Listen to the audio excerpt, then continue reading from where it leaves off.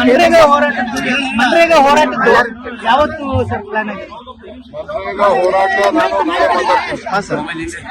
ಇವತ್ತು ಮಾತಾಡೋದಿಲ್ಲ.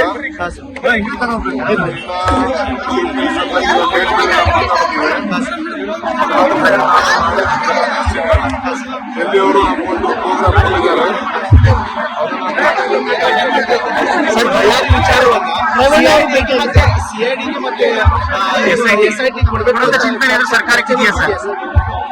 ಯಾವ ಚರ್ಚೆನೂ ನನಗೆ ಗೊತ್ತಿಲ್ಲ.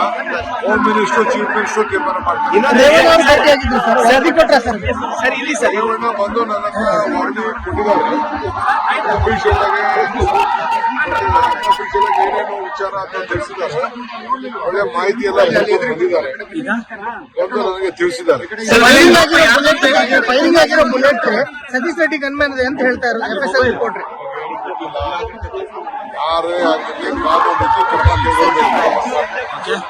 ಒಳ್ಳೇದು ನಮ್ದೇನು ಅಂತಂದ್ರೆ ಎಲ್ಲಾ ಕಡೆನೂ ವಿಗ್ರಹಗಳನ್ನ ಇಡ್ತಾರೆ. ಅವ್ರ ಭಕ್ತಿ ಭಾವನೆಲ್ಲ ತೋರಿಸ್ತಾರೆ. ಹಸುಗೆ ಯಾಕೆ ಬಿಡಬೇಕು? ಎಷ್ಟೋ ಕಡೆ ಆಯ್ತು ಏನು ಬರೀ ವಾಲ್ಮೀಕಿ ಬರೀ ಒಂದು ಸಮುದಾಯಕ್ಕೆ ಸೇರಿಲ್ಲ. ವಾಲ್ಮೀಕಿ ಮಹಾರಾಷ್ಟ್ರಲ್ಲೇ ಎಲ್ಲರ ಆಸ್ತಿ. ಇವತ್ತು ನಾವು ರಾಮಾಯಣನ ವಾಲ್ಮೀಕಿ ಅವ್ರು ಬರೆದ್ರು. ಸೊ ನಾವೆಲ್ಲ ರಾಮಾಯಣ ಓದಿದಿಲ್ವೇ? Janardhan Reddy Z plus security ಕೇಳ್ತಾ ಇದ್ದಾರೆ. Janardhan Reddy Z plus security ಕೇಳ್ತಾ ಇದ್ದಾರೆ. ಯಾರು ಕೇಳಿ ಇರಾನಿಂದ ಯಾವ್ದಾದ್ರು ತಗೊಂಡ್ಬರ್ಲಿ, ಅಮೆರಿಕದಿಂದ ತರಿಸ್ಕೊಳ್ಳಿ, ಇವ್ರು ಬಡಿಕೊಳ್ಳಿ, ಯಾರು ಬೇಡ ಅಂತ ಹೇಳ್ತಾರೆ. ಸರ್ಕಾರದಿಂದ ಭದ್ರತೆ ಕೊಡ್ತೀರಿ ಅಂತ ಸರ್ ಸರ್ಕಾರದಿಂದ ಸಿಎಂಗೂ ಪತ್ರ ಬರೆದಿದ್ದಾರೆ.